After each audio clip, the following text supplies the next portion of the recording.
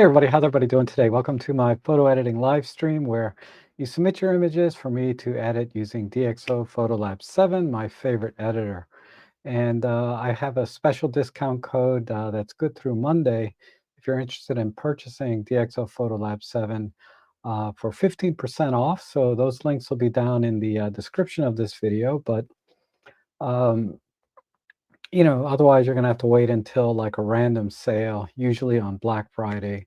But in any case, I always like to get images from my viewers, and I get to see all different landscapes and scenes and things I can't get where I live here, and gives me a chance to upgrade my own photo editing skills by practicing more. And hopefully, I can highlight some of the tools that I like to use and the workflow that I generally follow, and also my thought process on how I edit the images. And I try to approach the scene that you submit as if I took that picture and what would I do with it in editing.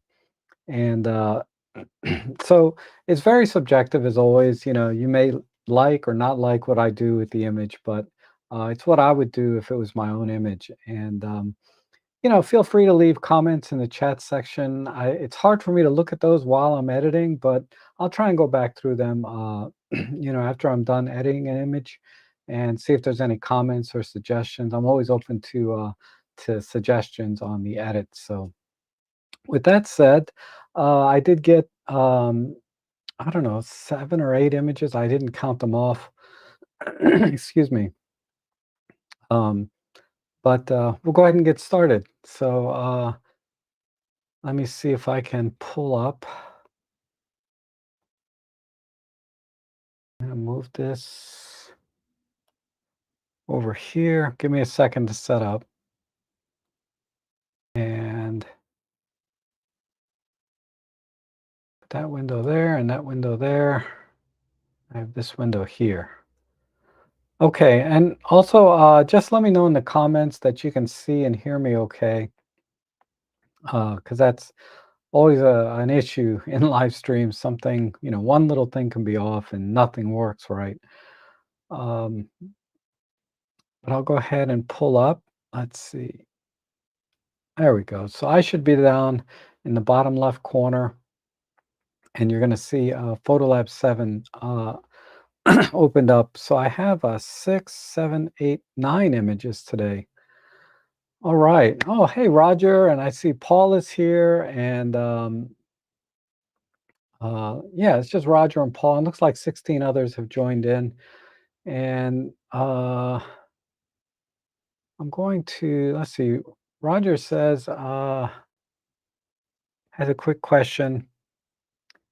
In OM Workspace or Photolab 7, what sliders would I use to replicate a softer looking color film of the past? Um, generally just white balance. Usually color film, tends to have this yellowish or very warm color look to it. And then I would probably also increase the contrast, right? Because film didn't necessarily have as smooth a gradation in the contrast. It's usually a little bit more stark. Depend on the film stock you use, but I think you said if you're talking about color film, particularly like slide film, right? And then just add a pinch of saturation, and that should be pretty close. Um, I'll try and demo that for you. And I see Serge is here. Oh my goodness, Serge, how you doing? Long time viewer there. And Simon Stuff, good to see you. And Tony, thanks for coming in. My voice a little bit hoarse this morning. I don't know. I guess the air's a little dry or something. Um, but okay, so we'll just start here with let's see. I guess Roger's here. So Roger, I'll start with yours. Looks like this one here. Okay, so we have a seascape here, and it's really wide scene. So I'm going to apply my basic preset, and all this preset does is apply optical corrections for distortion, and tiny bit of sharpening for the lens. It's one of the, I think, highlights of the Photolab 7 is they do their own optical lens corrections and sharpness.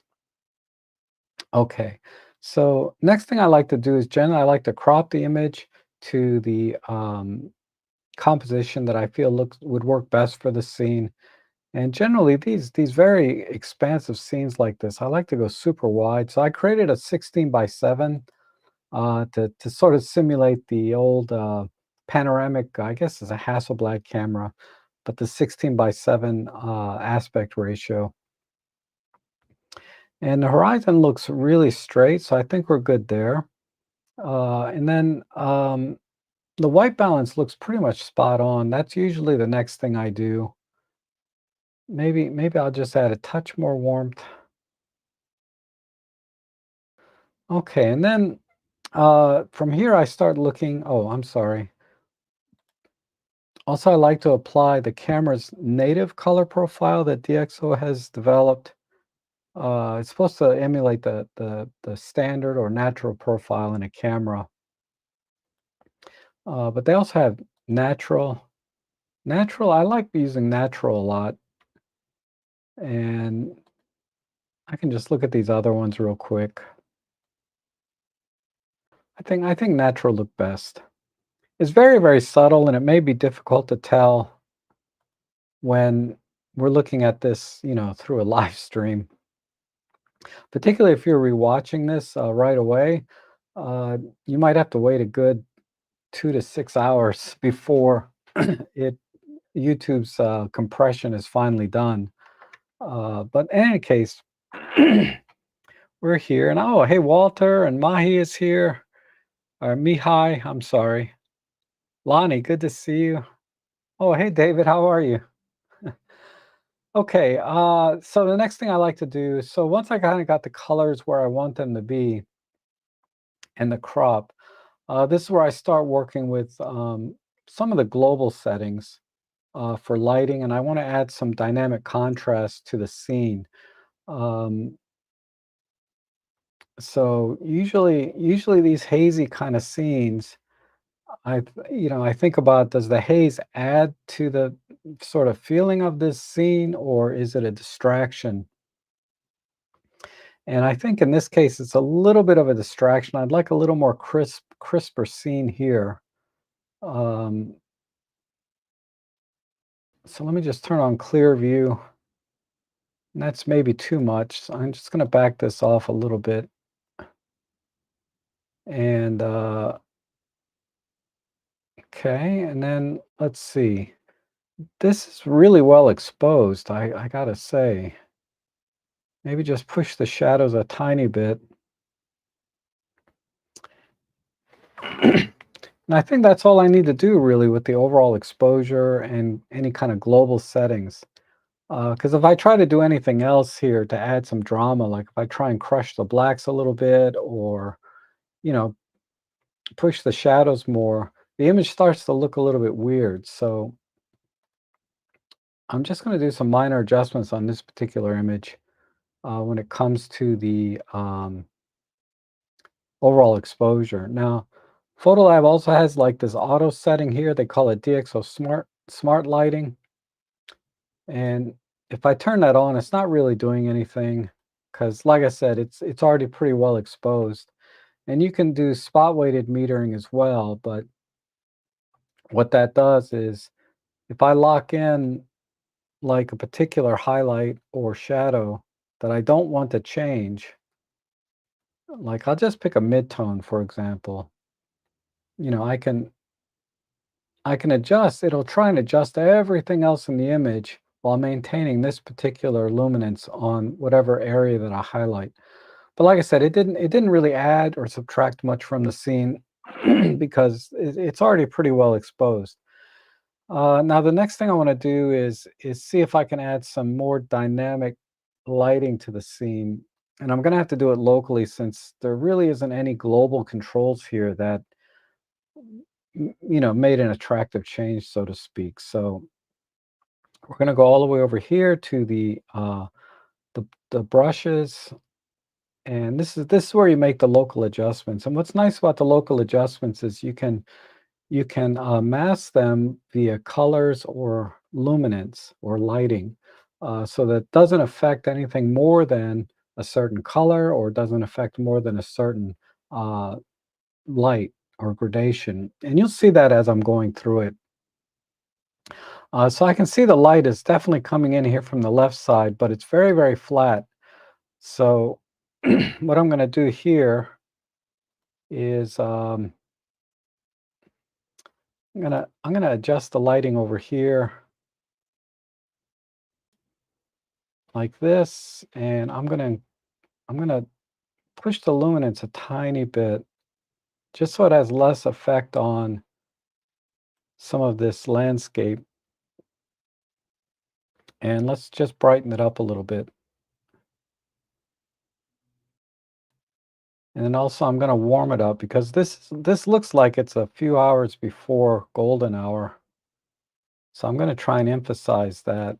Uh, so I'm gonna push the white balance as if it is closer to golden hour like that.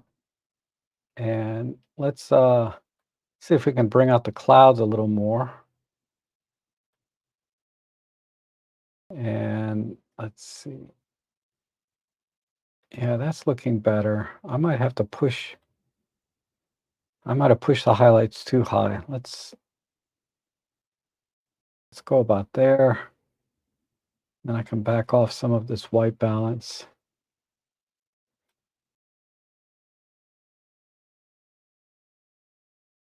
Maybe maybe just bring it down slightly. Okay. Not bad. I'm going to bring out a little more clarity overall on the sky. See if I can expand that out. Maybe I shouldn't have done any luminosity. Yeah, it was fine the way it was. Okay. So I'm going to try and do another filter here. Whoops. Let me start a new filter or a new mask. This what it's really called.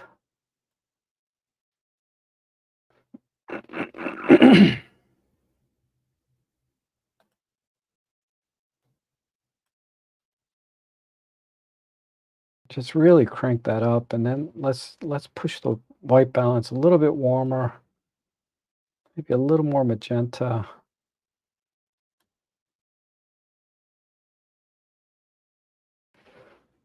All right, that's good.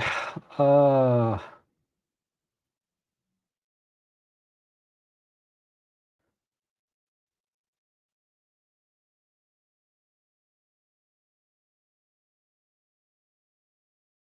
okay, so I'm going to darken the right side of the screen a little bit too. So let me make a new control point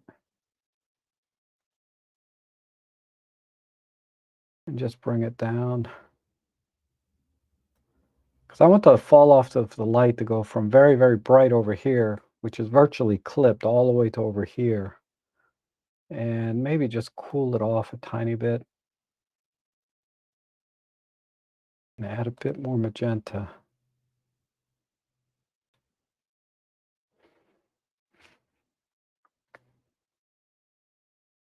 Okay.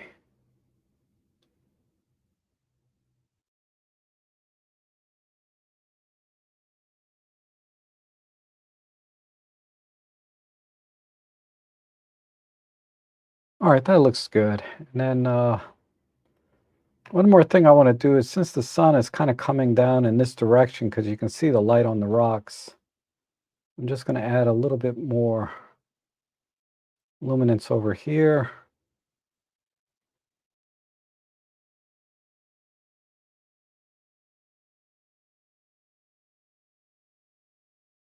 And just warm it up a tiny bit.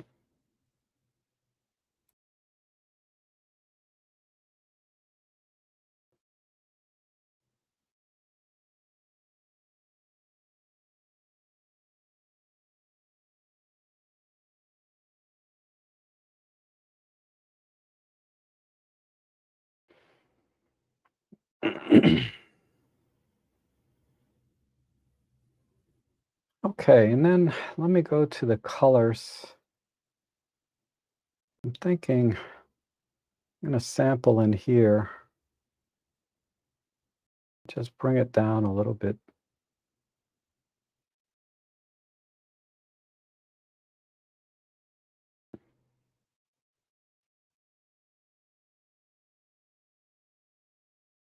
Okay, I think I'm done. So let's do a before and after.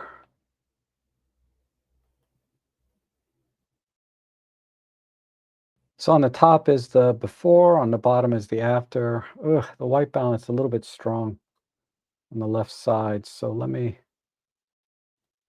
think that was the first thing I did. Let me back that off.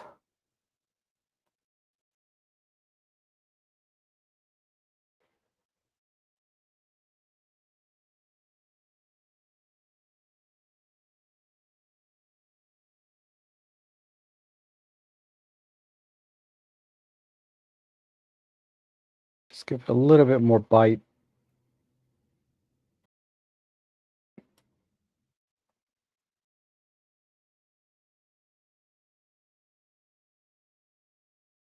Okay.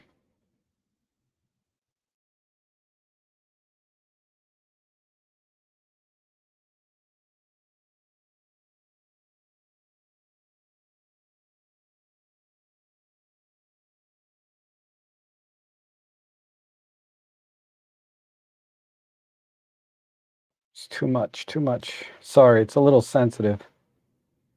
All right. All right, that's better. Okay, now I'm done.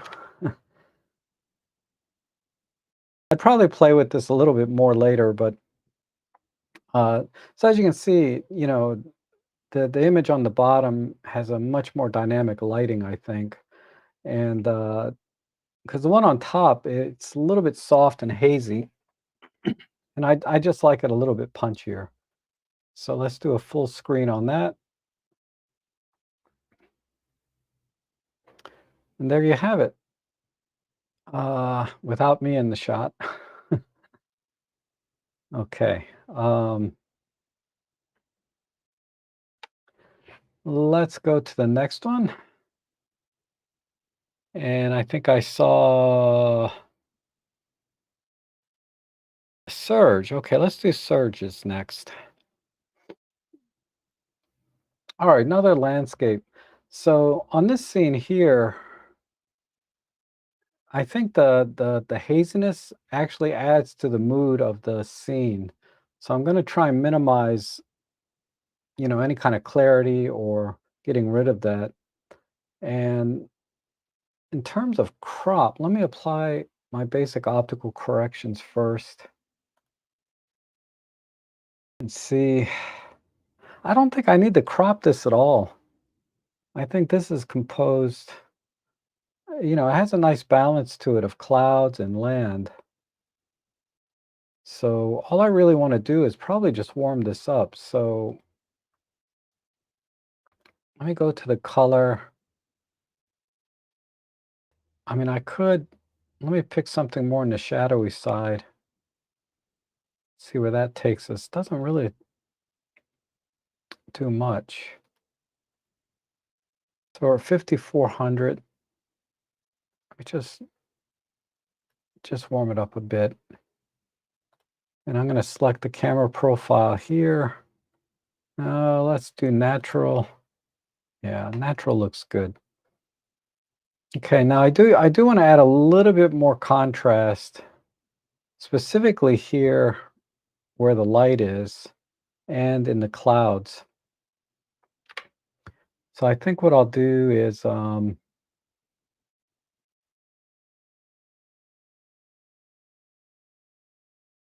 maybe just a radio. Yeah, I'm gonna have to go to local adjust. Well, I don't think globally there's much I can do here because again, this is another very well exposed image. Let's see if clear view adds a little bit. I'll just add a little bit of clear view without affecting sort of this hazy look too much. Okay. Yeah, if I warm this up too much, it's going to make everything look a little bit off. So I'm just going to warm it up to about 6,000 globally.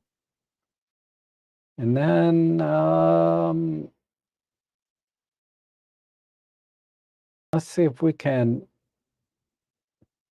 bring out some more detail in the cloud. So I'll go to local adjustments and I'll just do that.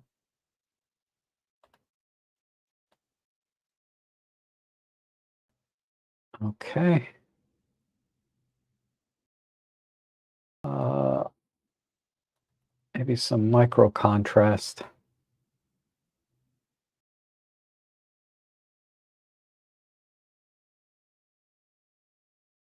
Okay, and I think white balance we're okay, but let me just eyeball. No, I don't think I need to do anything with the white balance. Maybe, maybe,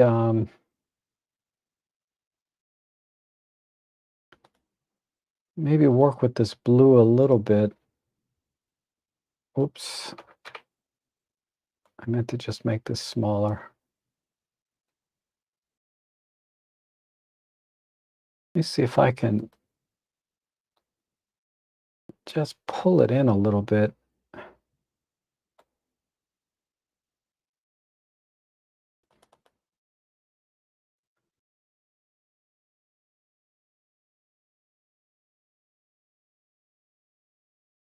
I'm going to increase the chroma masking here, so I don't want to affect the clouds.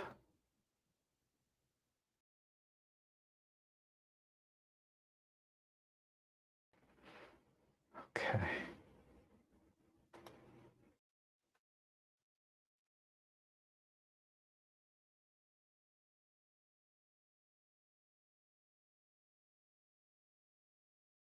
All right, that's good.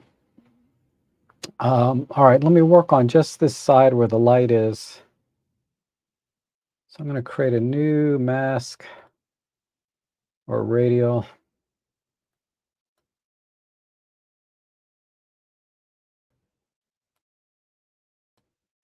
And we'll just cover. Let me tighten the luminance masking up a little bit there. Okay.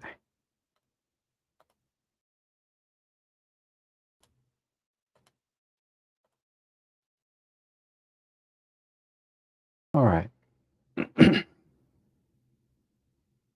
That's pretty good. Let's warm that up. Beautiful. All right. There we go.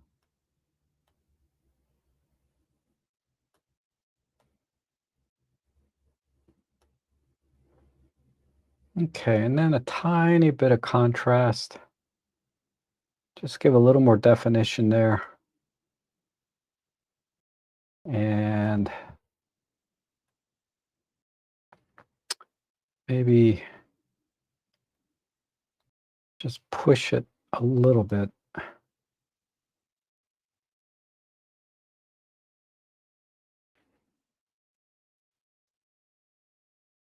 Oh.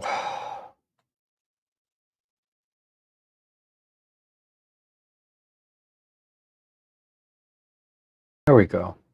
I think that looks all right. Let me back off this one. I want the transition to be a little bit smoother into the haze, so I'm going to make these circles a little bit smaller. Okay.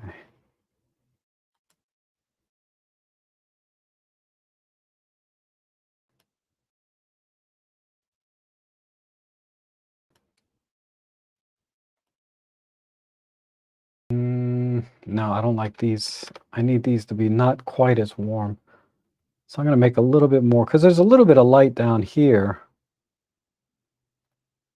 I just want to emphasize that a tiny bit. Maybe give it a tiny bit of warmth.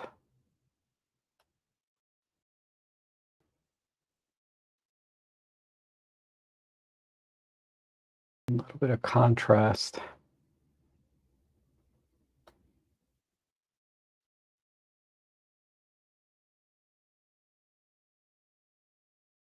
All right, good. And then globally, going to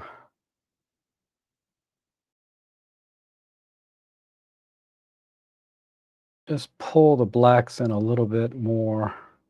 Actually, quite a bit there, isn't it? And the midtones back.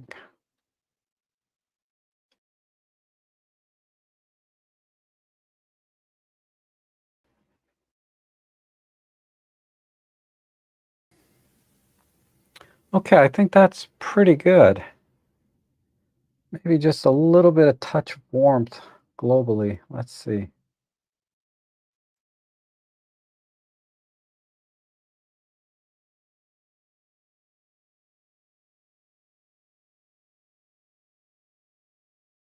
Okay, I think I'm happy with that. So let's do a before and after.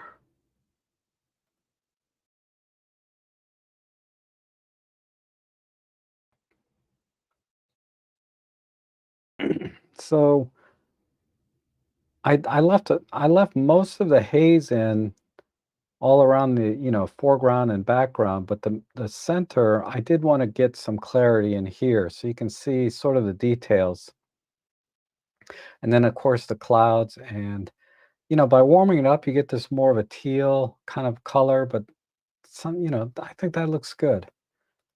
So let's look at this full screen.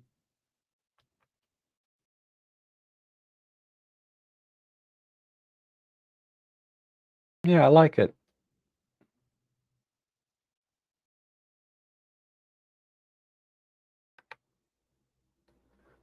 And just one more time the before and after.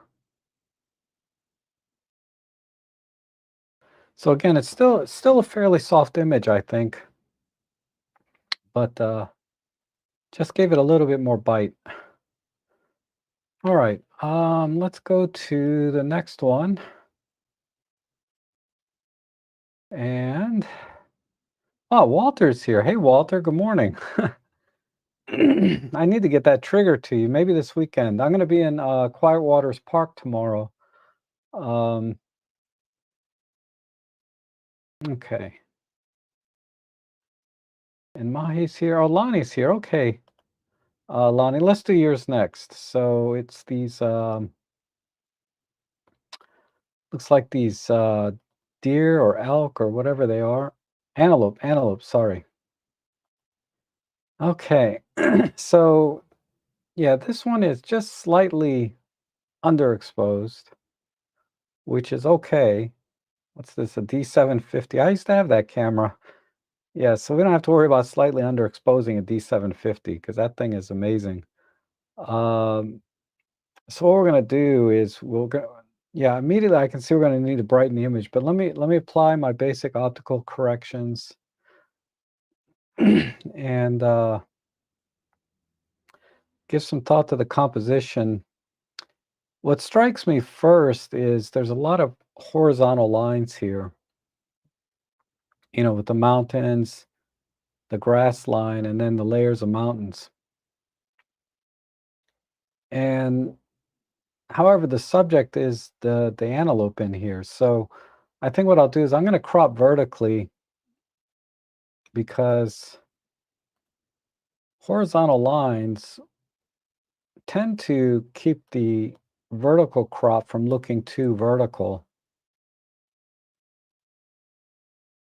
And this line is not straight. I guess that's okay.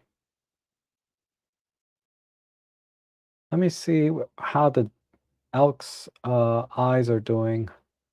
I should have turned grid lines on. I haven't used those in a while.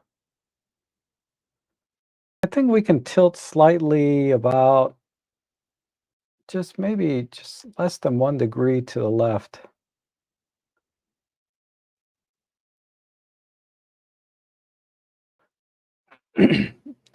Because whenever I have animals in a picture, I like right here, if you can see, I like their eyes to be perfectly level, like they're looking at you straight on. Um, when they're standing straight up like this, And because if I carry this line, look at this line, you can see this is level. Now these eyes are level on the deer in the background. These eyes are almost level. So yeah, we only had to do 0.8%. And that's relatively level, yeah, with the horizon here now. Now the grass is pretty straight. And this is just the architectural side of me coming out. So let's work on a crop. I think this vertical crop's a little bit too tight. So let me widen this out because this is a 3x2 normally for full frame. Let me see a 4x3.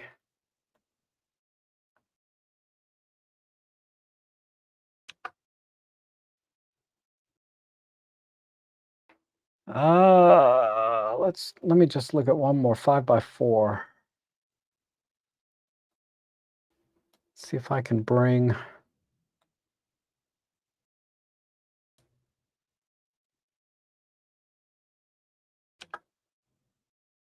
Okay, I think I like this the best. And I like 5x4 because you can print these on an 8x10 perfectly for framing, right? And I think with all the horizontal lines, this will make a nice vertical frame. All right, let's work on the lighting. And this is just underexposed, just about a stop to my eyes. So just gonna add about one stop. Ooh, maybe not. Maybe just a half a stop here. Okay, and then let's go to the white balance. I think we definitely need to be warmer.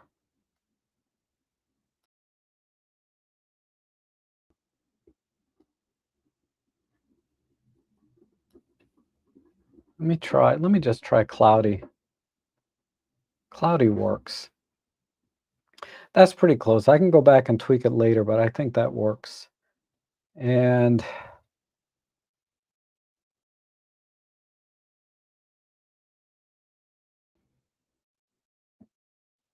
I'm going to try and separate these elk a little bit from the rest of the scene. I mean, they're in focus, but in terms of luminance, they're not really that much different than the grass. So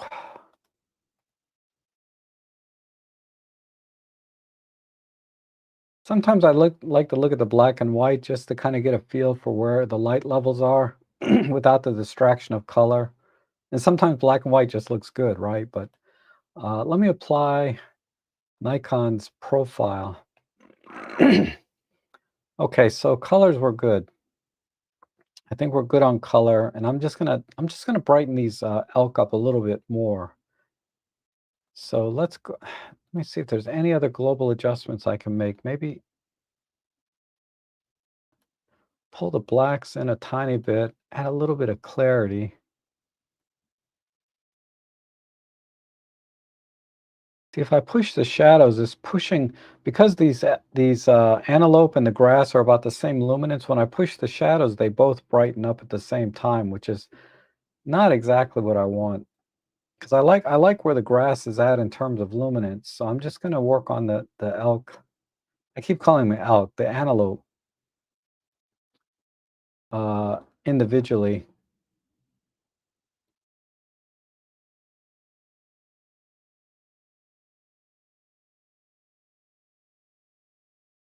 And then I'm going to increase the chroma or color separation in the mask.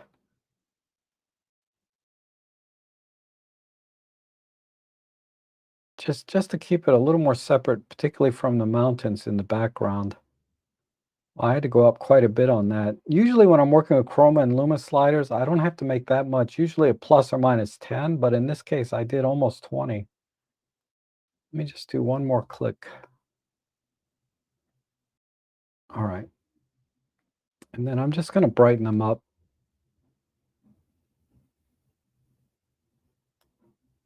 Maybe push the shadows a little bit too. No,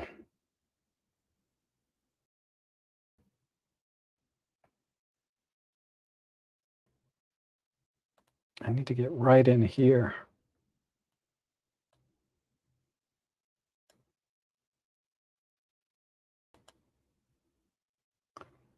Make sure their heads are nicely illuminated.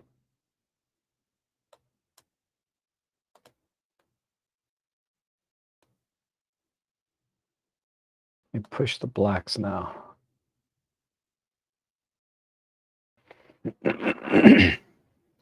Okay, so I'm going to hide this real quick.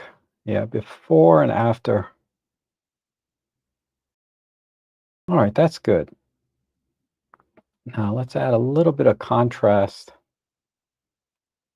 just to give them a little more bite. And I'm going to close this down. Make these a little bit tighter.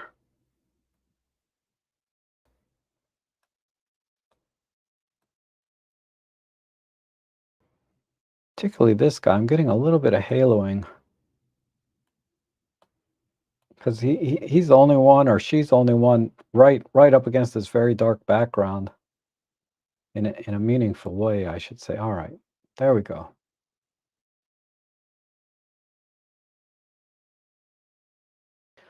All right, I can actually just go a tad brighter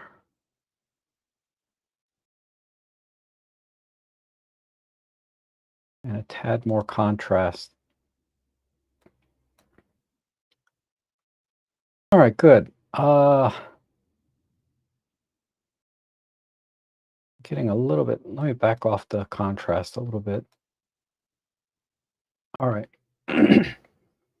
uh, let's do another mask. I'm going to work on the sky a little bit now. So I think we can let's do another radial control point here.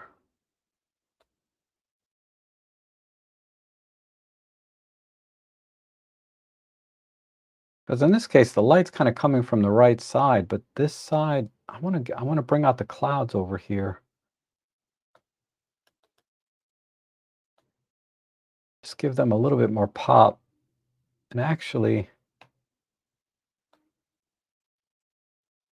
let me just warm it up a tiny bit too.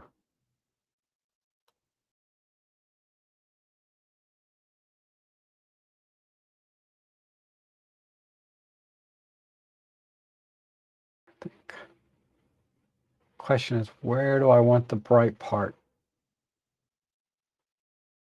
Maybe about there.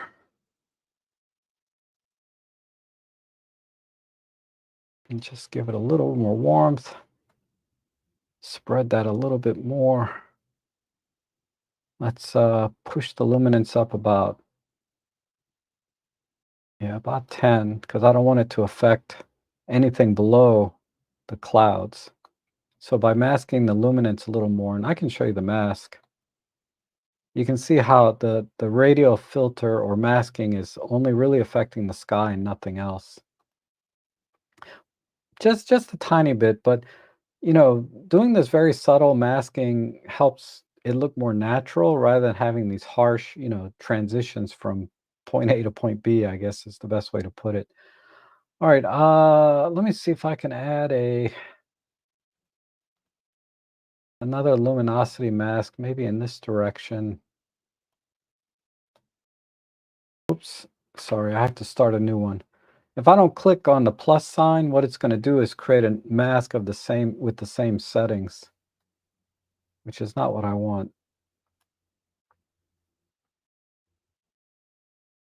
Let me just bring this down a little bit.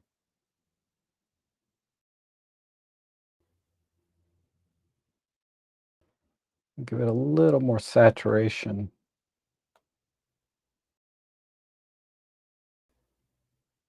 Okay, this one.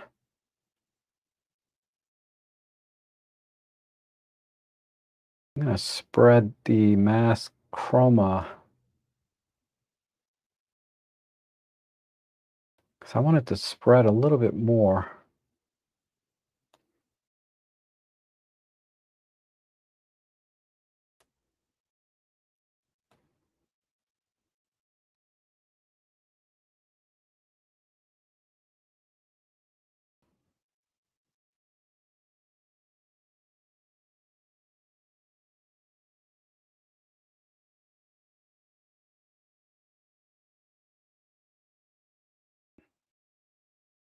Okay.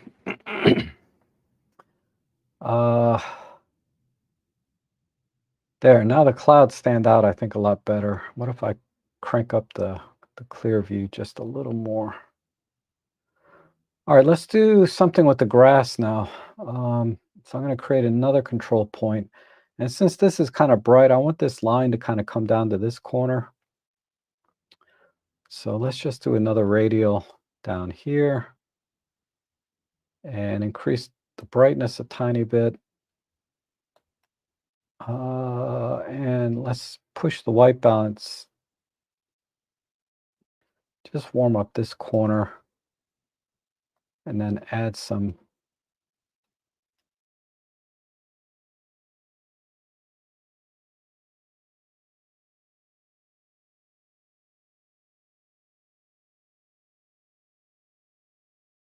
And then we'll do one over here and just make this a little bit darker.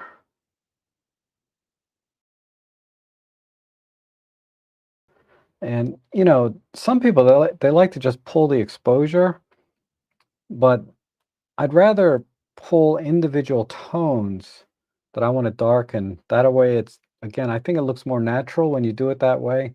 So in this case, I'm just pulling the blacks or the darkest parts of that area, because I'll show you the difference. If I just pull the exposure down, now this looks like a dark spot, right? Versus if I pull the blacks down by the same amount, it looks a little more natural because it's not pulling everything down at once. So I think right about there looks good. Let me just work on these guys one more time.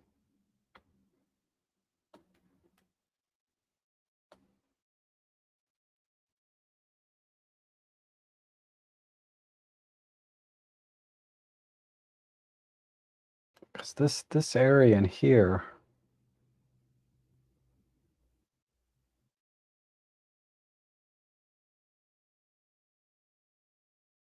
okay.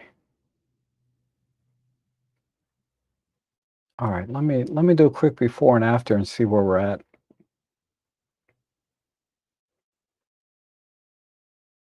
I think I can push a little more here on the grass. I mean, we're kind of splitting hairs now, but let me let me spread that one out. Spread this one out. Just make them a little more even.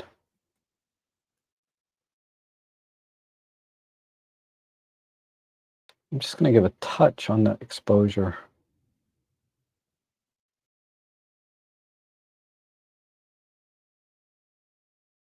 And this one, if I touch the exposure there a bit, no.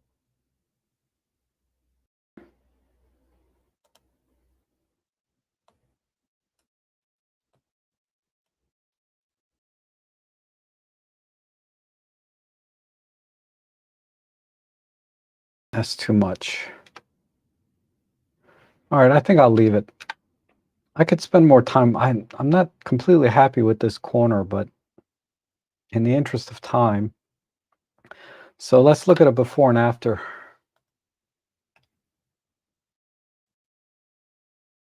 All right, so again, I actually maybe a little stronger vertical, but anyway, the like I said, I decided to go with a vertical composition because of all the horizontals in this image. And if I stayed with the landscape, like a horizontal, I think the antelope would just be kind of part of the scene rather than the subject. If you know what I mean. So by making it a vertical, you really tighten up the frame on just the antelope without really losing any resolution, because you'll notice I didn't really crop the top or the bottom off too much. I only cropped off the sides. And the horizontal would work if the antelope were actually smaller in the frame, just to give more scale. because these wide landscape scenes, I like to make them look larger than life and give it scale.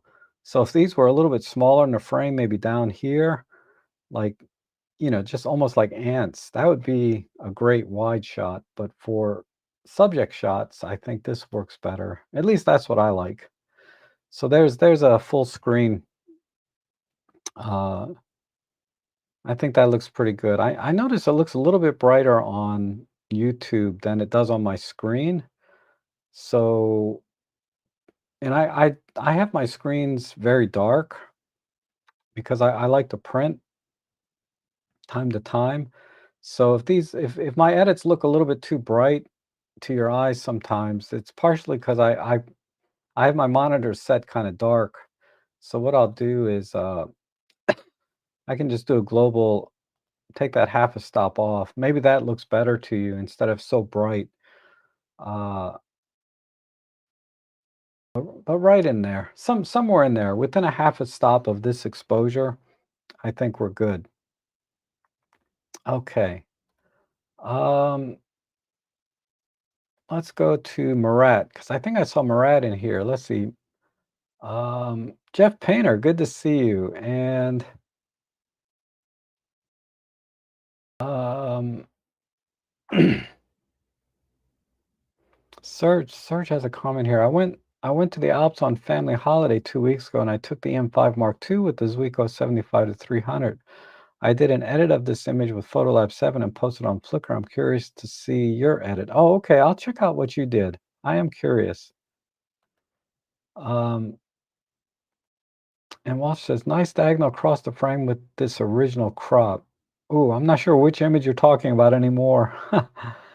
Because I've done a few. And but I guess you liked it. Thank you, Walter. um, and America Pie is here. Awesome.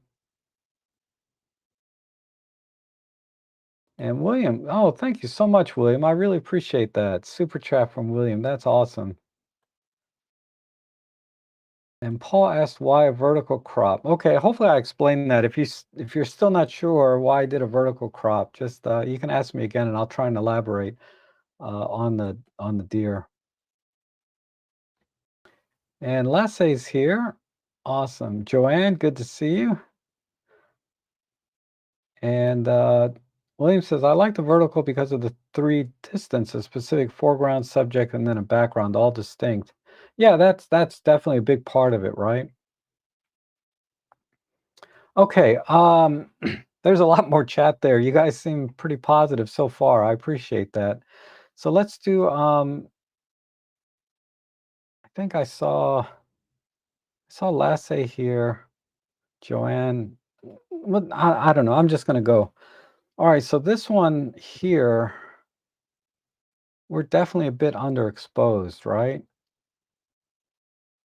Um, and the highlights are blown. So we have a really high dynamic range scene. You can look at the histogram over here. We have a huge spike on this side and a lot of pixels over here. And obviously the subject is here in the shadows. So we need to probably, we're going to have to crop and brighten this image. So I'm going to do my optical corrections. And let's go to the color. I'm going to set the white balance to about right here. It looks a little cool. We'll warm it up later, maybe.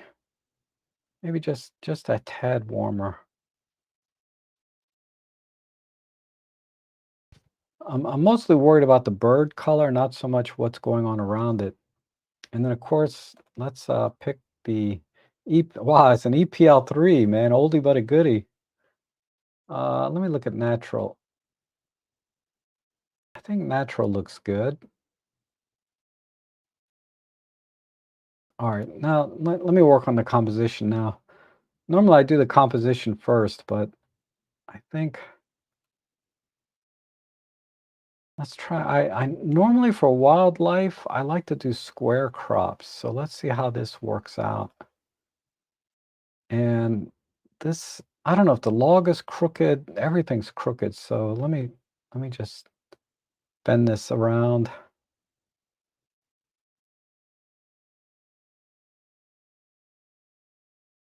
Since I only have one eye, I can't really level it to the bird itself. And a lot of times with birds, it's not a good idea to level with the eye because they're always twitching their head different ways. Uh, maybe even a little bit tighter.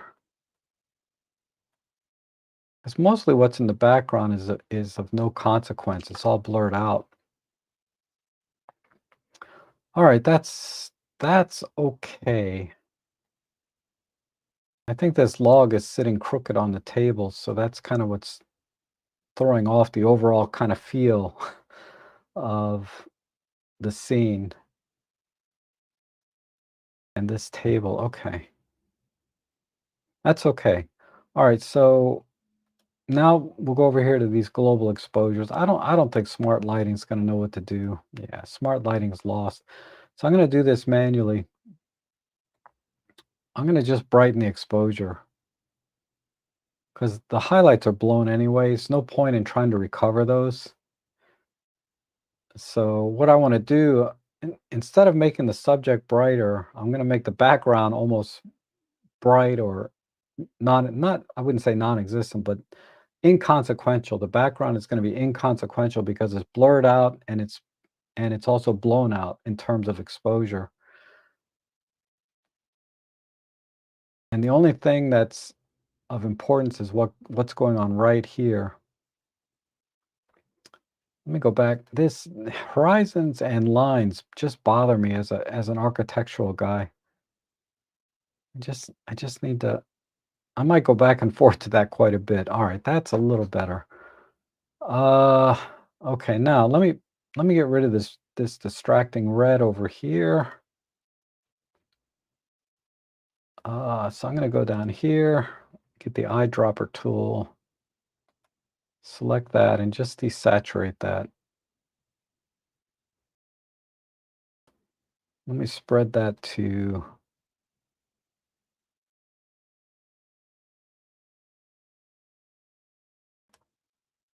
and then I think if I try and desaturate the orange, I'm gonna eat into the bird saturation. So I might have to do that locally.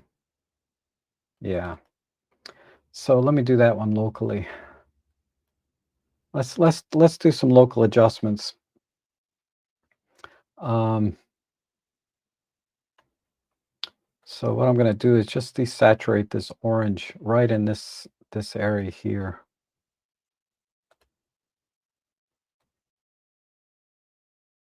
Actually, if I do it globally,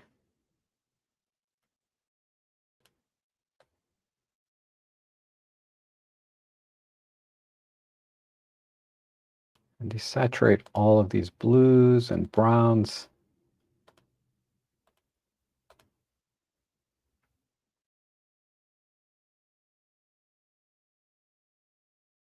Okay, that's good.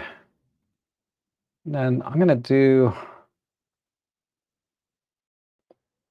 one more this way and this way. And I'm going to put the eyedropper on the brightest, well,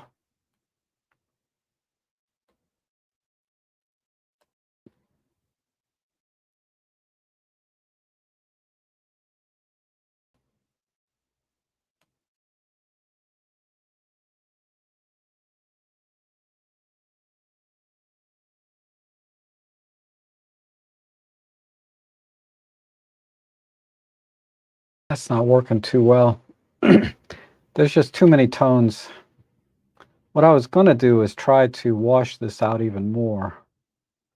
Let me just see how it looks. Yeah, that's good.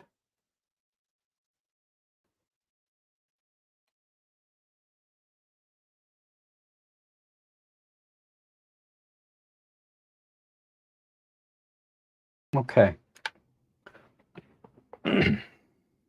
All right, let's work on the bird. So the bird, let me start with the eye right in here. And I like to brighten the eyes up.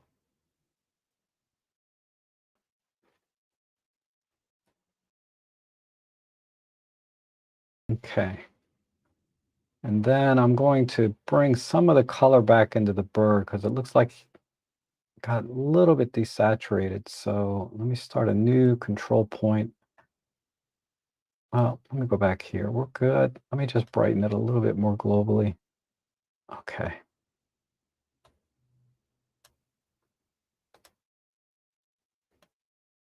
I'm going to add some color.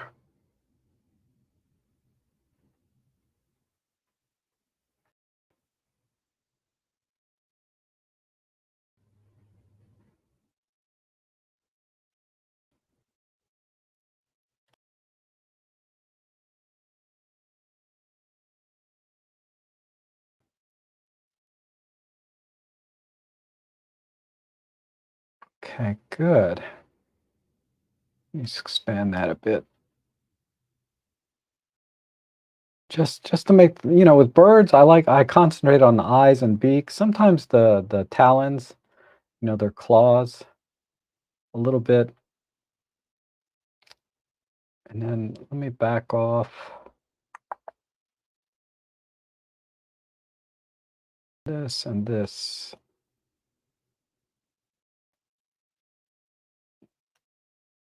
Okay, that's good. And then the bird itself, the body of the bird, I'm going to just push the highlights a little bit here. And then, oops, not down there. Kind of on the shoulders and the chin.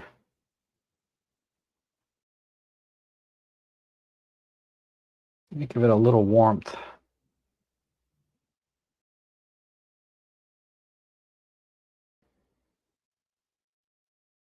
Okay. How about here? Yeah, just a touch. Like I said, I like to I like to just make it a little bit more dynamic. And then we're going to shadow some other areas with the control points. Maybe make this side a little bit darker. So I'm just going to pull the blacks or maybe a little clear view.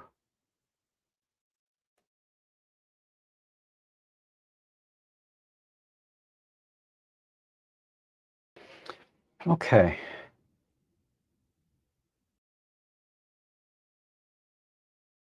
Not bad. All right. Now, let me just do a global change on color because it's just looking a little bit, it's like I pulled out too much color. And then fix the white balance. Still a little bit too red.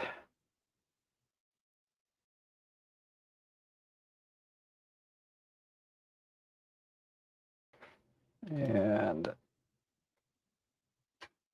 man.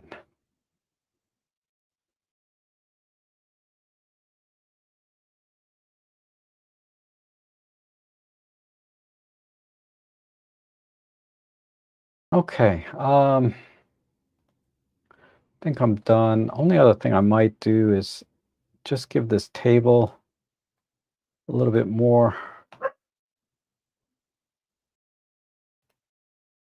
color.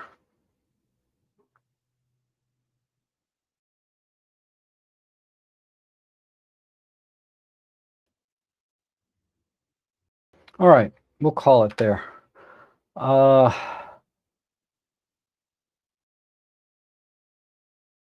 let's do a before and after.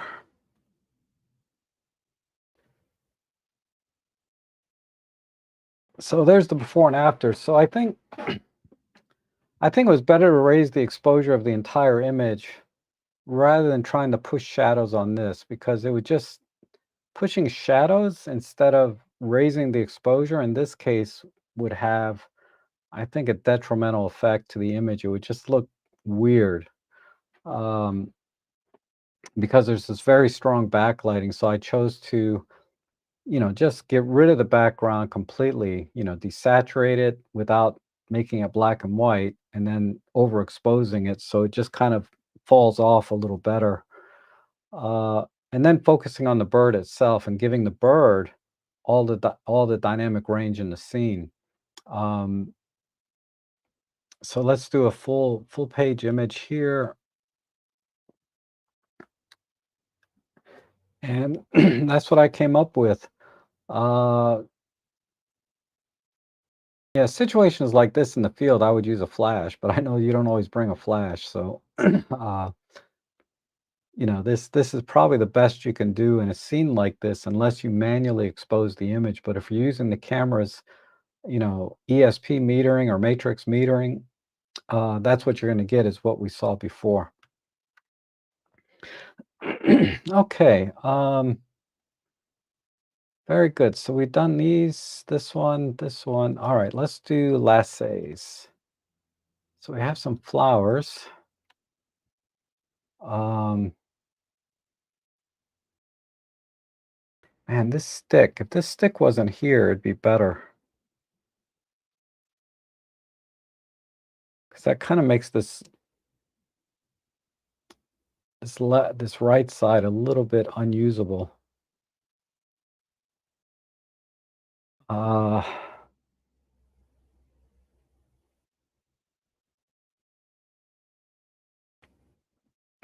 Let me give some thought here.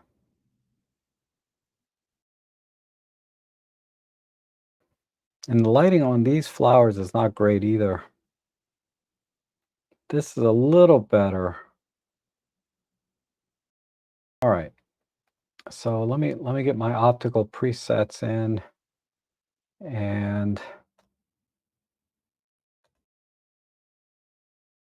I'll do a square crop. I have to give some thought here. Because if I do this side, I don't think I can use this branch.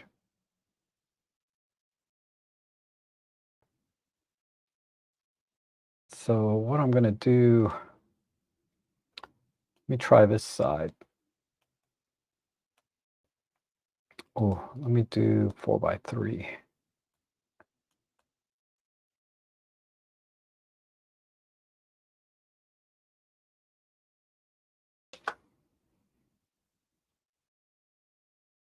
Ooh, that's okay.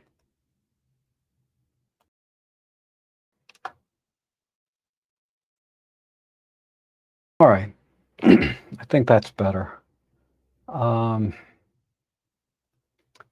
Now for white balance, I think we're pretty much there where I want to be. I'll just warm it up a little bit and add a little bit more magenta. And again, this is pretty well exposed. I don't think I need to do too much. I'm just going to add some clear view, pull the blacks in.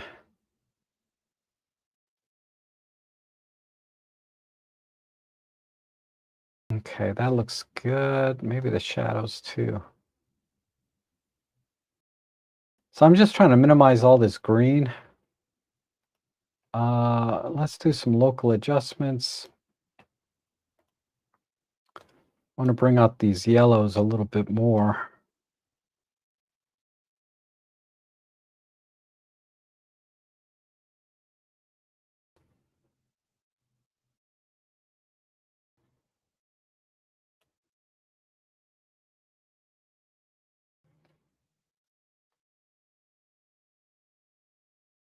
Okay. There's a tiny bit in here. Narrow that off.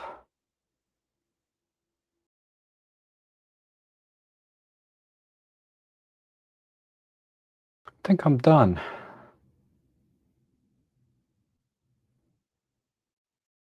Maybe add some vignette. Nah, it doesn't really need much.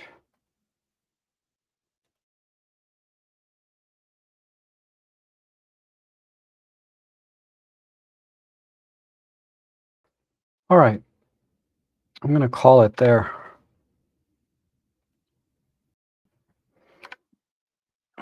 So, yeah, the image on the left here is okay except for the stick.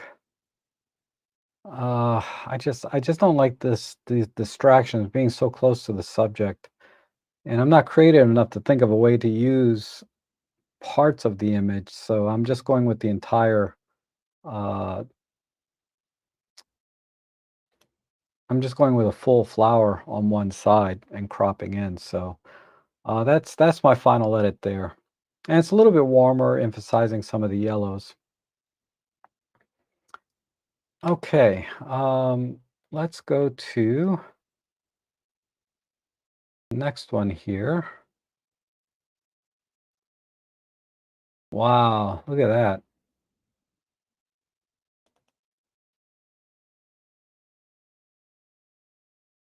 That's amazing. Oof, not in my lifetime. I'm too old for this kind of stuff. You know? Uh, wow, okay. I've never edited an image like this before. So I'm gonna have to I'm not gonna do a great job, I'm afraid, but I'm gonna try. So let's just do a basic optical correction, and I think the scene needs to be brighter in a global way, but I'm gonna fix the horizon. I don't think I like this mountain right here. This mound. I think I like it framed just right up here. I have to give that some thought, but I gotta straighten the horizon a little bit.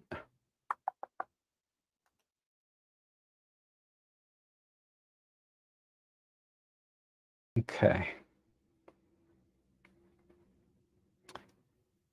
So this is where you're standing and you're on your way over here, apparently.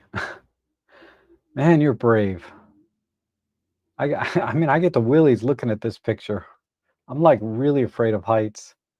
But anyway, let me see if I can,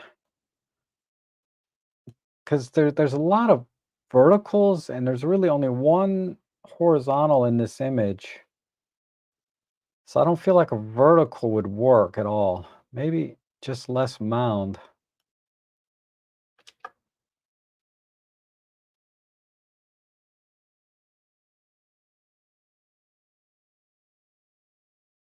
I don't know. Let me look at the scene again. I don't want to. The only problem with cropping is a lot of times you're getting rid of valuable information, right, in the scene. I'm gonna experiment here. Let me just see what a wide crop would look like without that mound at all.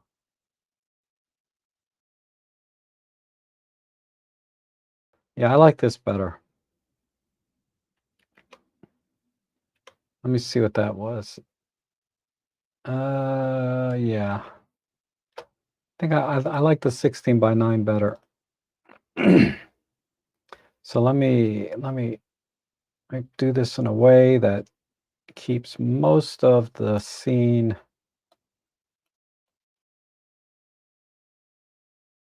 So I don't want to take away from this landscape.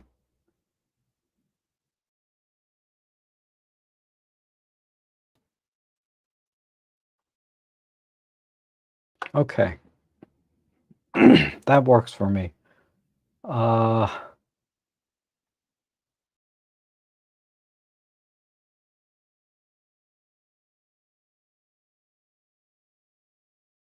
Now let's go over here to some global adjustments because snow tends to look at the histogram though. It's like right over here. So it is exposed pretty well. I don't know why it looks dark to me, but I'm going to brighten it up.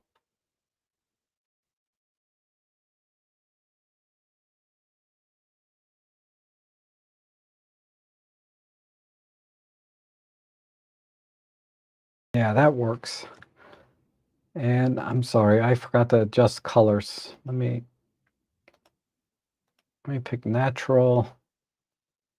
On one, no. Let's do natural.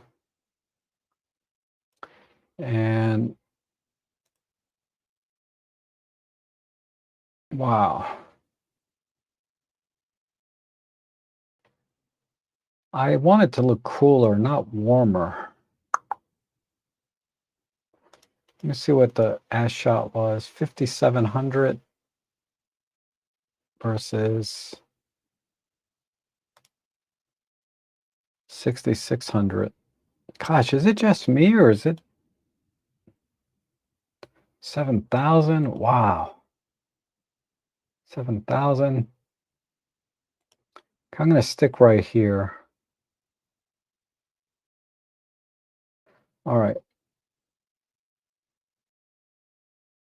Now let's work on some global changes.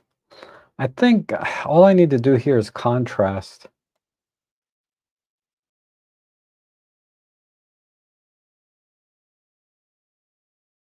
Like that. I mean, micro contrast specifically. And then I'm going to brighten it again. So I really want the snow to be bright.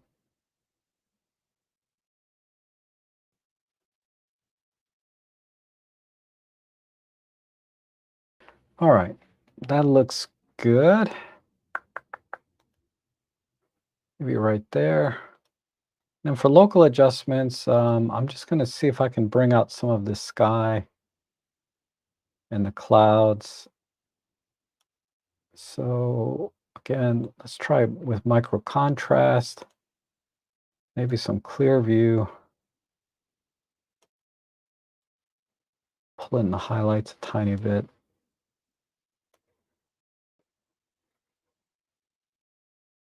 And then let's do something about this corner.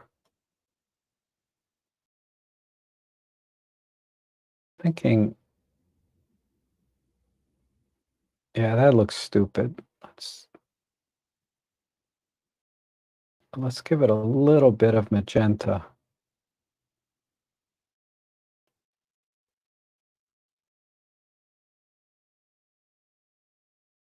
Just a hint that there's a tiny bit of sun on this side. Let me see what it looks without. That's without it. That's with it. Just a hint more. What if I do that on these mountaintops? No, that looks like somebody peed in the snow. All right. So I think we're good. I go back to the globals. I'm going to push the highlights a little bit more. Maybe the midtones.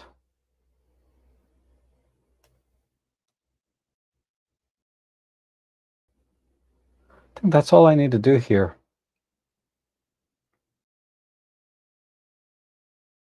All right, so let's do a before and after.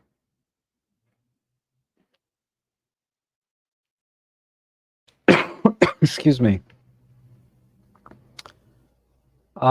Yeah, so the only thing, excuse me, the only thing about this image, at least for me, like I said, I've never added an image like this, is the crop. I could probably even go a little bit wider because I cut off some of this side here, which I like. But this just looked way too dark. And I don't mind the cooler white balance actually. So let me do one more thing. I'm gonna do, let's just back this off to about 6,000. And then let me try again the 16 by 7 and just give this image all the breathing room I can.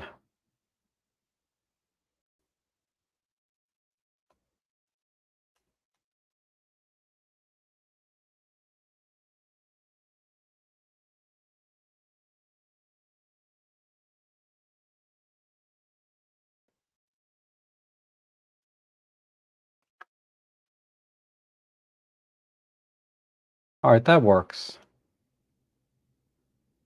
I'd have to mess around with the crop more later. If this were my image, I would this is an image I would walk away from and come back like the next day and start working on it again. Because there's so much here, even though it's relatively flat, right? There's not like tons of things to look at. It's just the entire image itself is what to look at, right?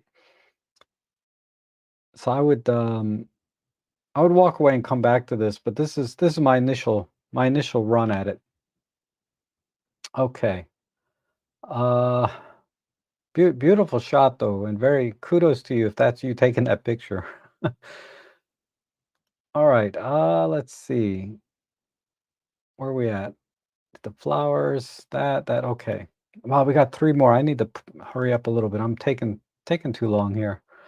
Let's see. We have a birdie.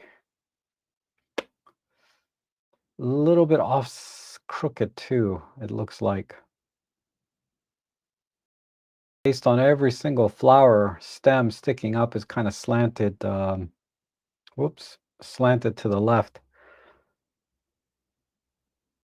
So I think let me just apply the distortions and tilt it a little bit that way. That's better. Now some of the flowers are left and right and center instead of everything looked like it was tilting left before.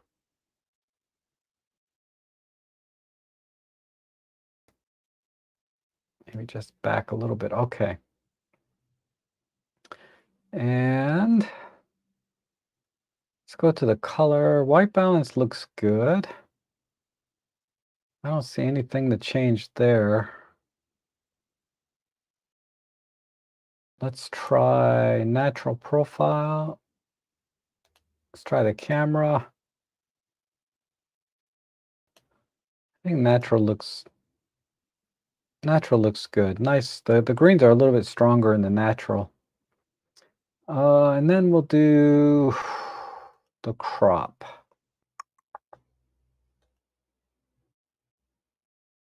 Uh, wildlife, it's on 90% of the time I do square on like birds and wildlife. Particularly this scene, there's nothing else in the scene to really include. I mean, I like these little white flowers, but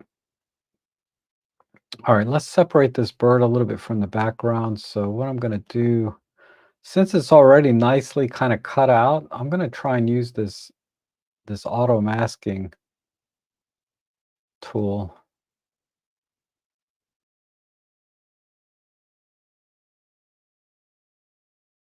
I'm going to guide this along. Oof.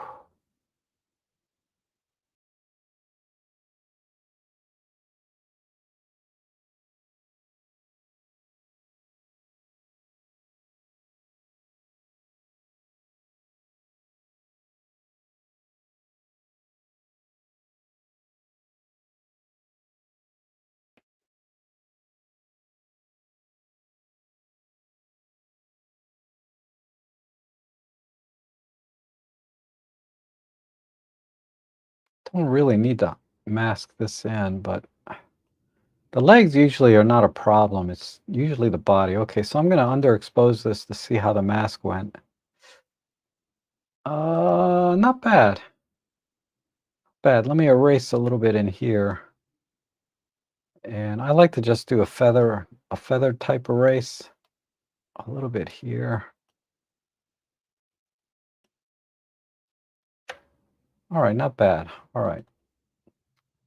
So let me raise the exposure, maybe 2/3 of a stop.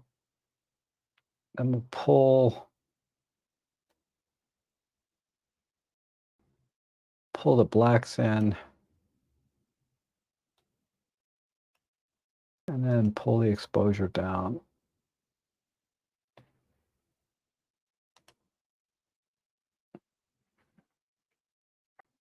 Okay, good. And then let me warm up the bird white balance. Where were we? 5200. So we'll just go up a couple hundred there. And now we'll do some local adjustments. The eye, I don't know if we're going to get much out of that, but I'm going to try.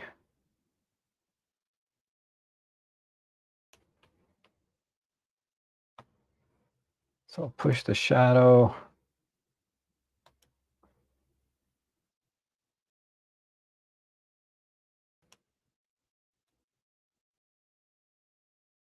Yeah, there's not much going on there. And I think the beak, create something separate for the beak.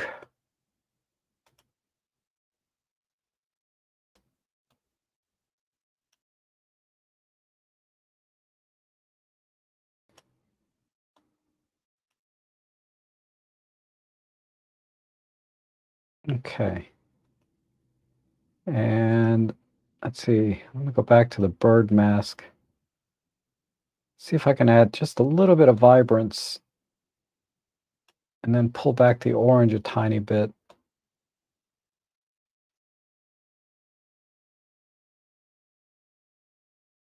Because the legs are a little bit too strong, so I need to bring it back on the shoulders. So I'll just do that with a new brush or mask like this.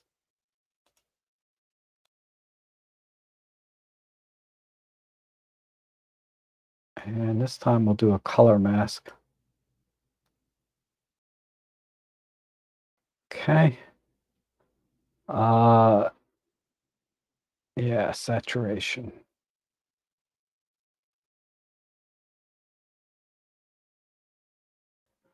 All right, good.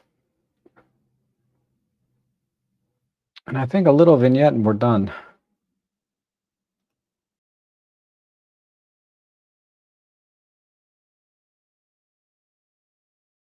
Let's move this up a little bit. All right.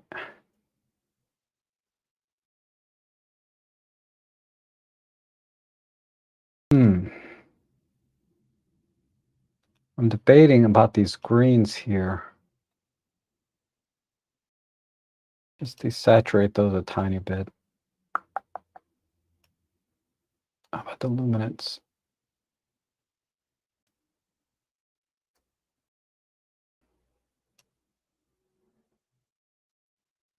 Okay. We'll call it there. So,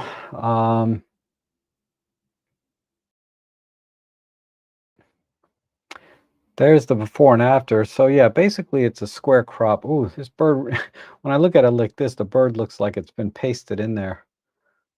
Maybe I shouldn't have made it so bright. Uh, let me adjust that. So I'll go, whoops.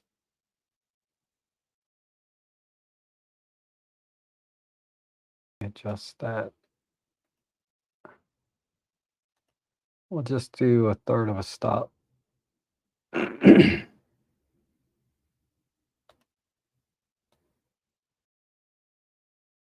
Okay.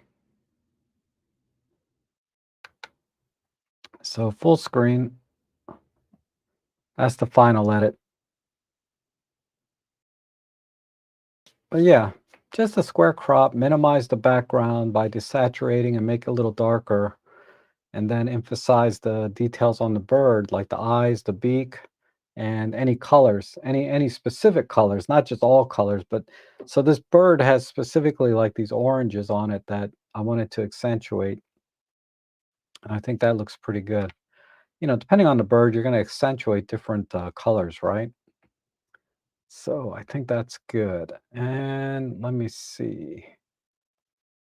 Let's go to the next one here. Uh, okay, it's a tough shot, but the same principles apply, right? So again, I'm just going to apply a preset. Uh, the preset being just optical corrections and a little bit of sharpness. And this, wow, this image,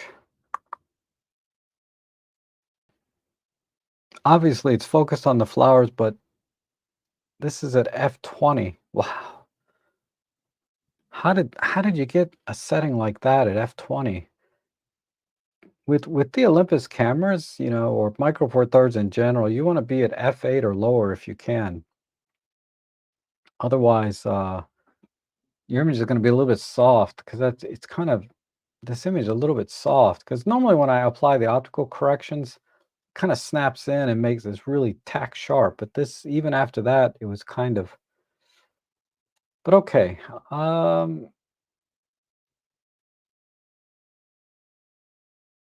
this image a little bit too cool. So let's. I think crop wise, I don't. Maybe just a little bit tighter.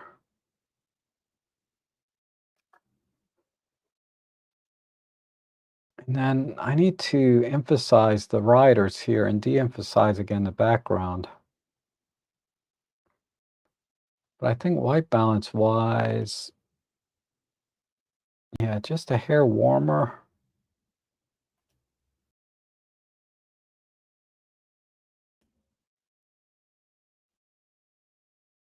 We'll keep going. Yeah, right about there.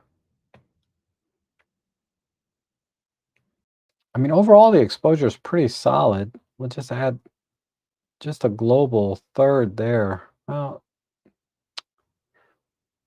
this is a little bit too bright. Let me just start there. Pull in the blacks a little bit.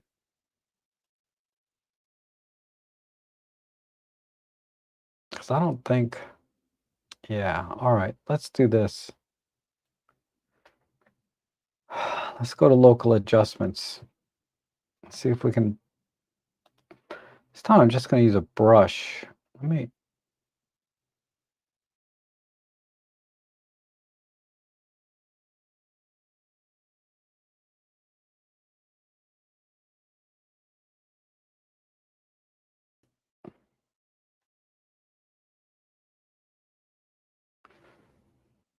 brighten that up a little bit.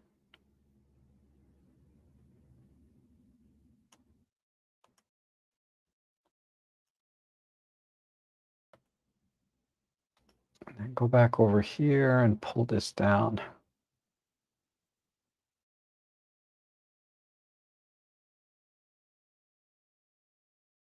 There we go. I think that's better. Pull this back up a tiny bit more. And let's make that even warmer than the rest of the area. Just about another few hundred Kelvin.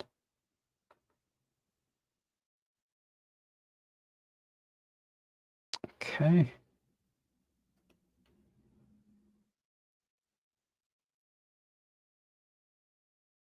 All right. Now let's do a new thing and just give the scene a little bit of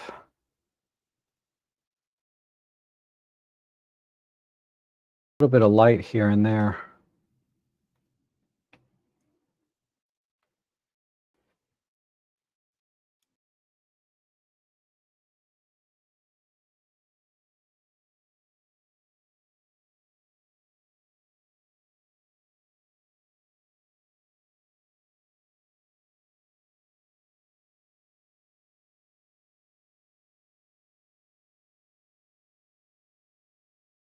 Hmm.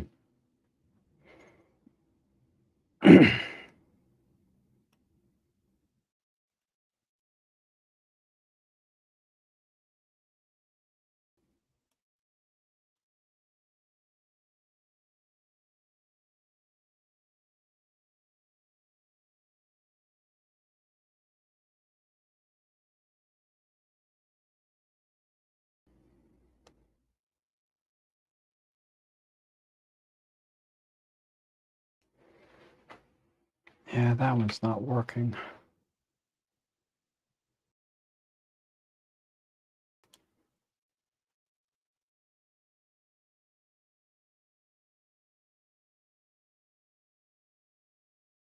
Nope, I think that's it.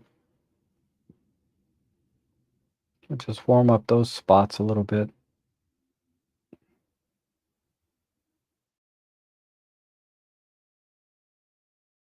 Okay, that's about all I can do there. So let's just do a quick before and after. And yeah, basically all I did was warm up the image and then bring the exposure down on the foliage and all this brush and just made the exposure a little brighter where the bikers were coming in. So at least they're definitely the brightest thing in the scene. Whereas here on the left, everything is about the same luminance. It's very, very flat, except for the road here in the background. But once you kind of get into here, all the colors are, all the brightness is pretty much the same. So I was just trying to make it a little bit more dynamic. So there's the full image.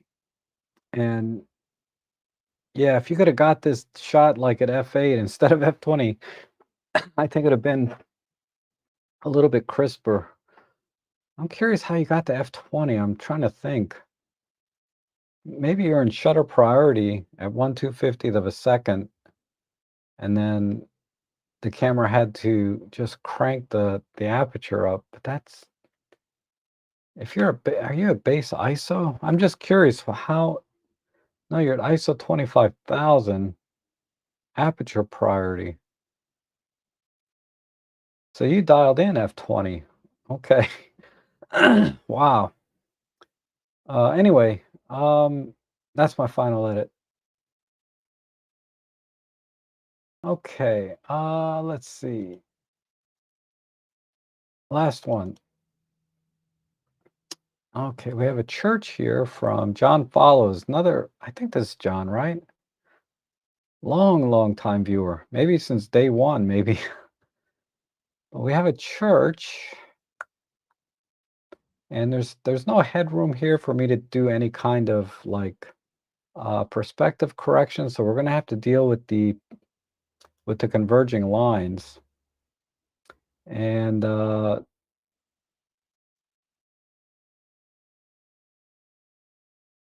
yeah, we're gonna have to deal with that. We're gonna have to deal with the composition as is. And I think this line is, yeah, it's relatively straight. Problem with converging lines is hard to see where the horizon is in terms of its if it's level or not. But this, I just have to eyeball it. I guess this is all right. So white balance, what are we at? 6,000. Let's go to 7,000 over here.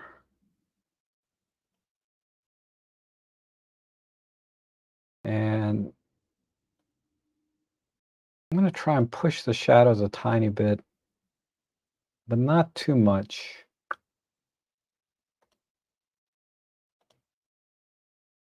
Give it a little bit of clear view. Okay. So we definitely have to tone this sky down a bit. So let's go to the local adjustments, and I'll just run a linear gradient, whatever they call it in Photolab. Uh,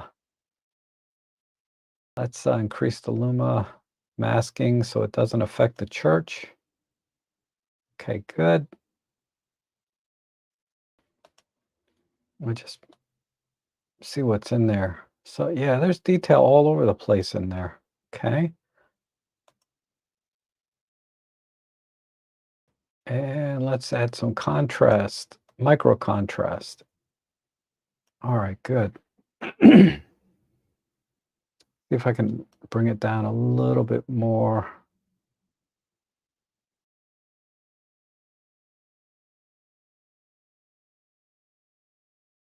All right, good.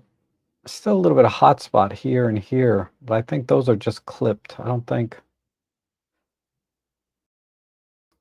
there's anything I can do with that. So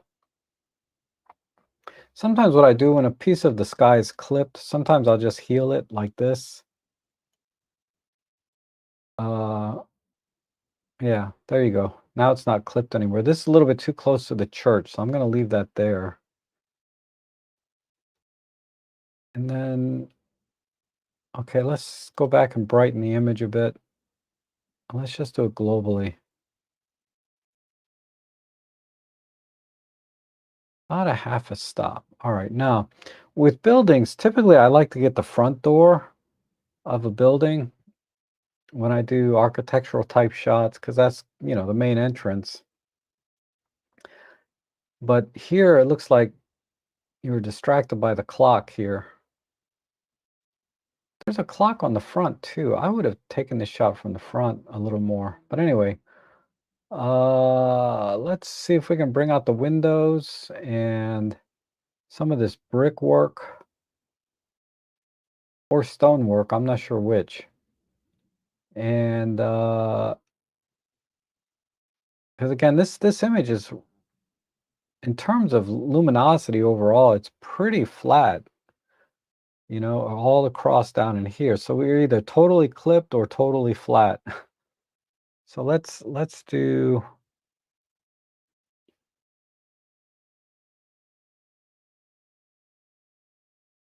Hmm. Let me check the luminance. Yeah, see what I mean? When I go to black and white, see how flat the image kind of got? And I don't think, yeah, I don't think I can save it that way. So I'm gonna have to do a lot more local adjustments on this. Um, because now the church is nicely separated from everything else. All right, I gotta do local adjustments. Let's just get to it.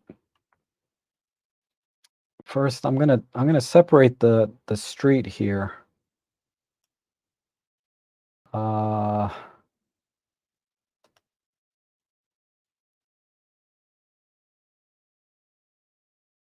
let's make that darker.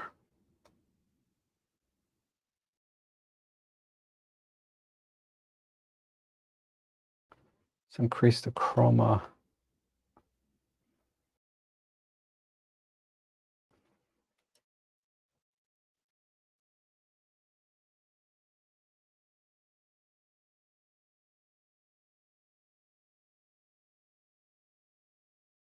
Wow, this is tough.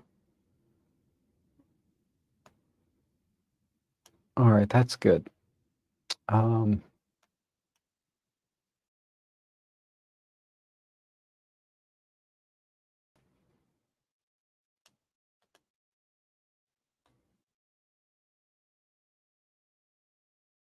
and see my sky, I can bring down a little more. And let's do the windows. So a new line or let's use this masking brush. I'm going to bring out some of the details here.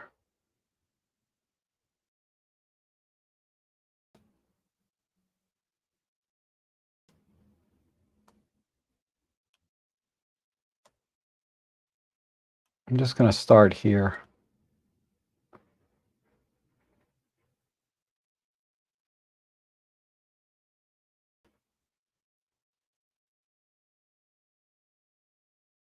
Okay.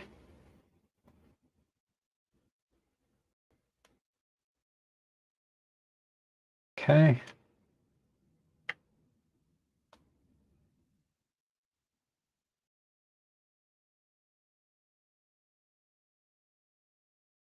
Okay, let me move up this window. I do this actually a lot of my work when I take pictures of clients' buildings and things, is I brighten up all the windows.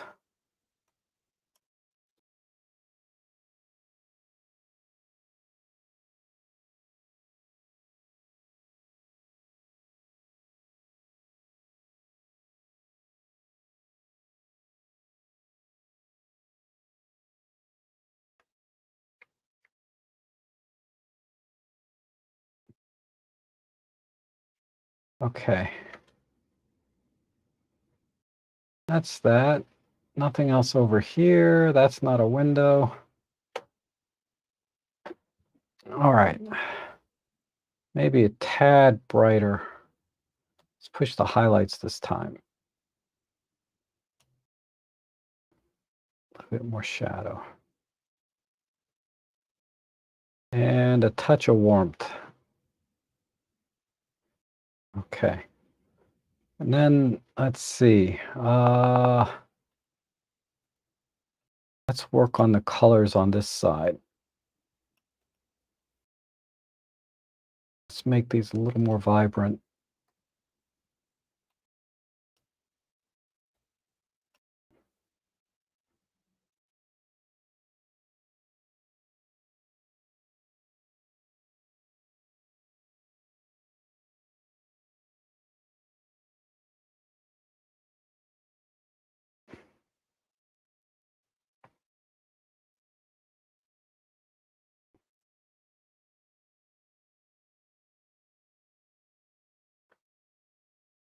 All right.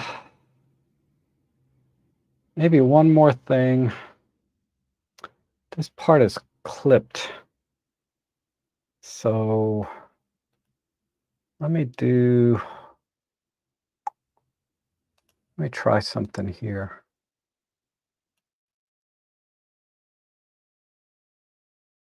Do Luma at about 10.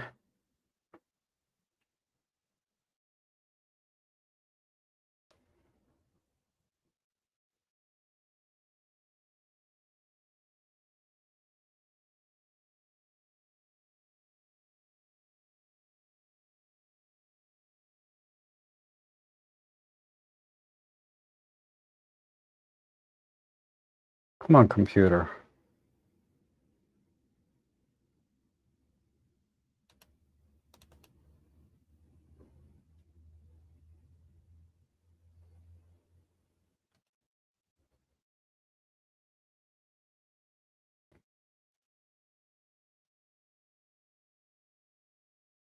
Oops. Make this one smaller.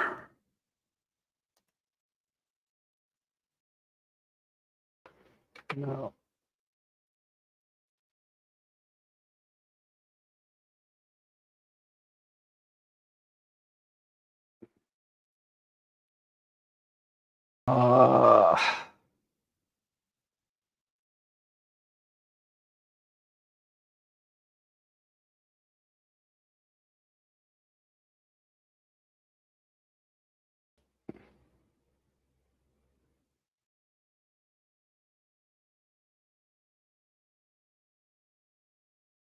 Okay.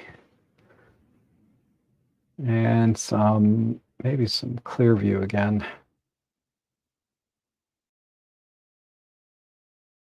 And then I'm going to push this out like that. All right.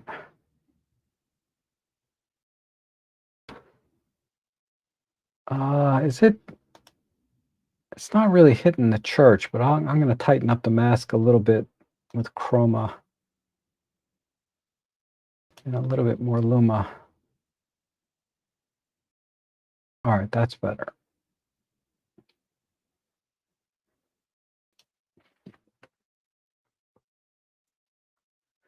And then overall, the image is too warm, so I'm going to cool it off.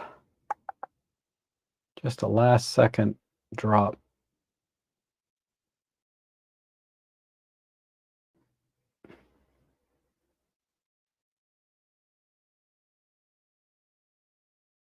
Maybe a little bit cooler.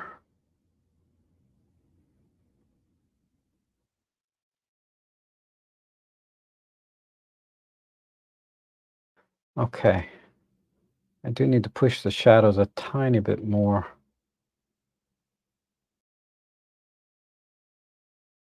Right in there, a tiny bit more of that. And I think I'll call it there.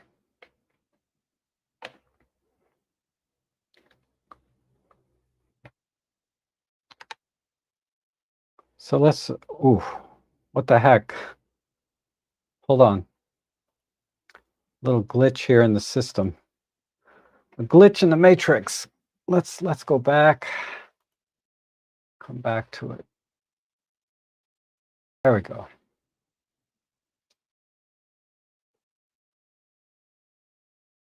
So why is it?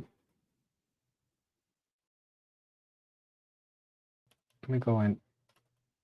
Oh, I gotta click it this way. Sorry, I got all flustered when I saw that. All right.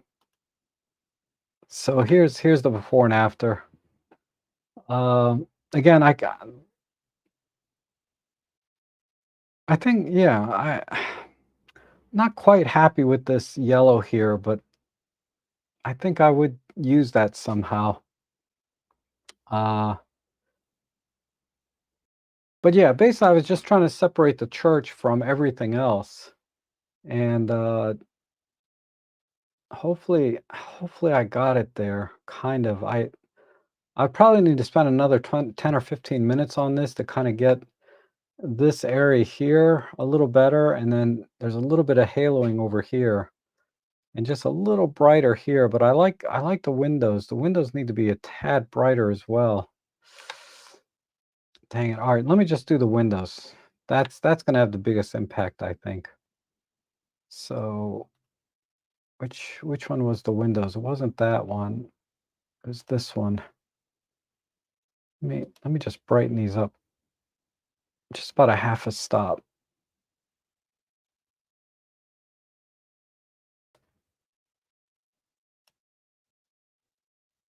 Okay.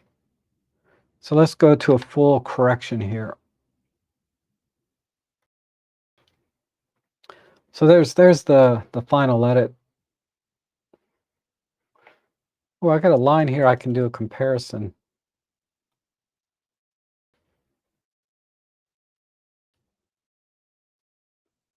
Yeah, I think the sky came out really, really well for the most part. All right, awesome. So it's been almost 2 hours. I'm gonna have to call it here with the images that I got. I know sometimes people like to submit during the stream. Unfortunately, I kind of ran over today, but I'll definitely do them next week. I usually do the photo editing streams on Tuesday, but I did them today on Friday because, like I said, my rep gave me a discount code to get 15% off Photolab 7, so I wanted to kind of emphasize that again. I have instructions in the description how to get that discount, because otherwise you're gonna have to wait for a random, uh, sale, which I don't think we're gonna get one until November, like, Black Friday anyway.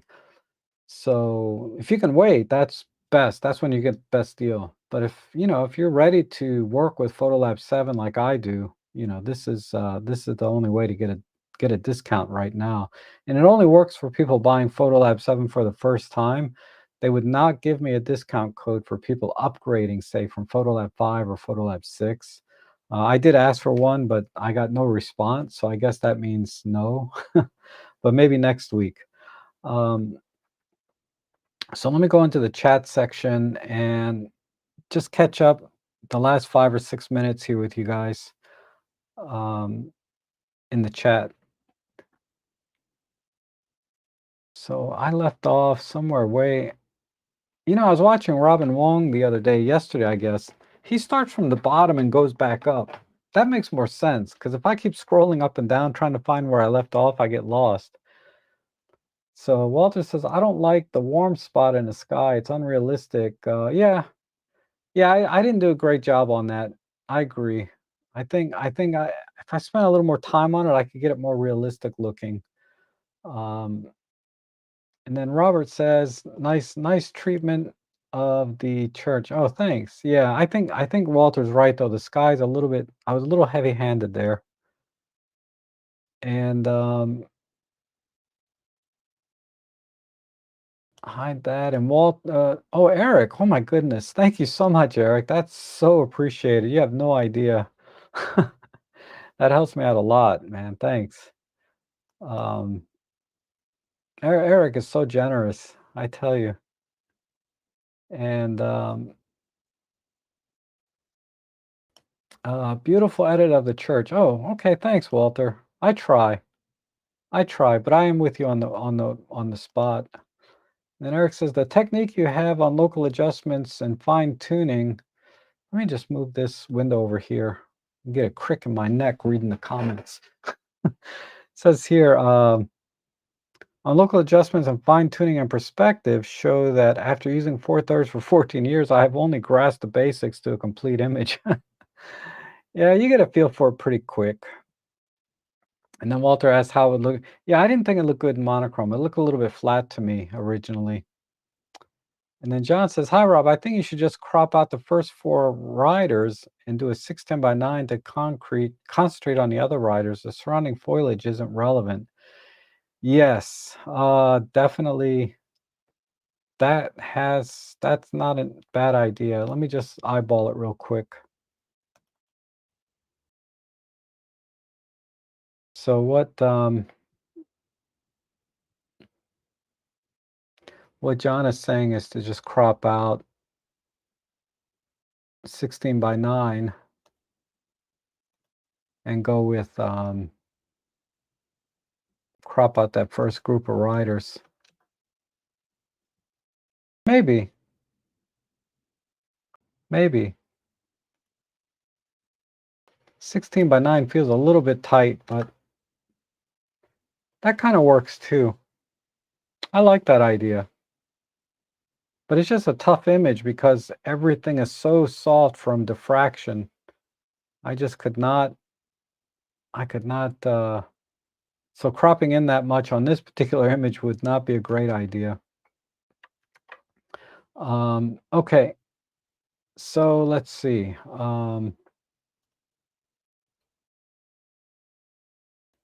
But yeah, I think that's not a bad idea. I think if the image were a little sharper, and then Paul said maybe wanted lots in focus. Oh, I get it, but with Micro Four Thirds, you just really when you stop down beyond f8, you have to really start to worry about diffraction. You can get away with f11 on some scenes. Again, this is me though, right? Like I pixel peep and I look at everything and I'm like, so my advice is just try to stay at f8, but um, would it be more effective to darken the edges versus lighten the riders? Um, yeah, it's like 6 of one, half the other. It I don't think one is more effective than the other. I think it's equally the same. I just went with lightening first instead of darkening.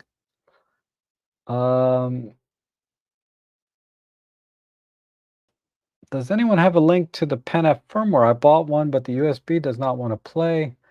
I know I put a bin file in SD root, so can't update that way, but cannot find the bin files. Ooh, I have no idea.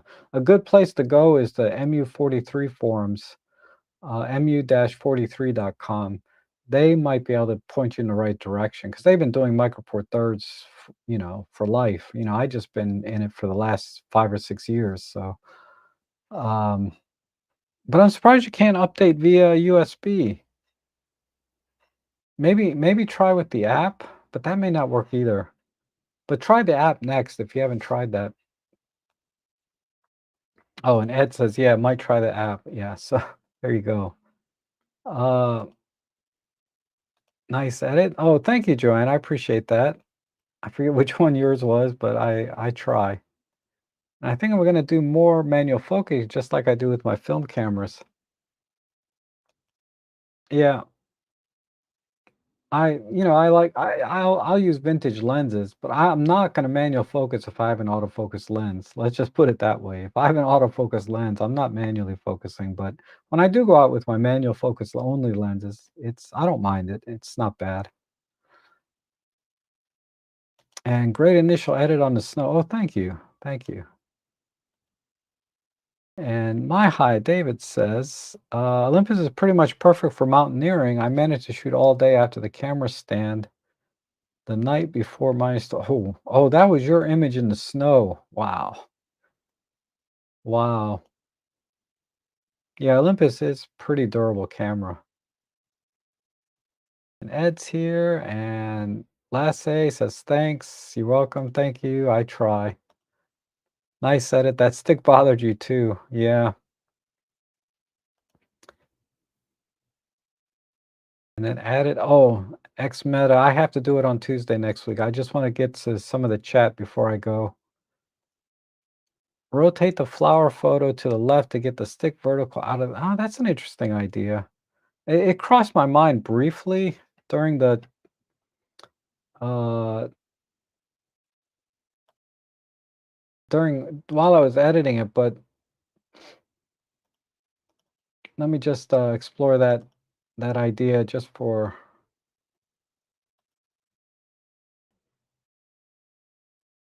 So what he's saying is rotate this.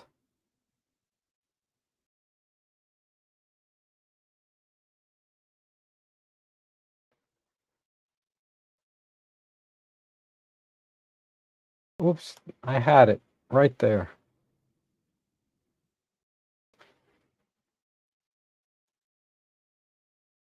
Ah, I don't think that's going to work. And if we do a full 90-degree tilt, uh, rotate right.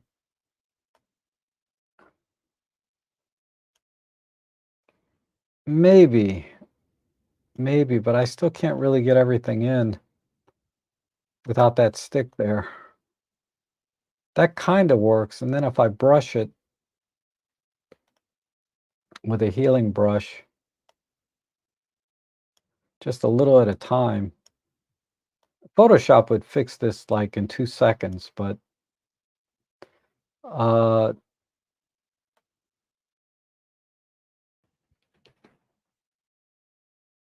something like that, maybe. But it's still a little bit too tight down here on the left. There's no breathing room on this side.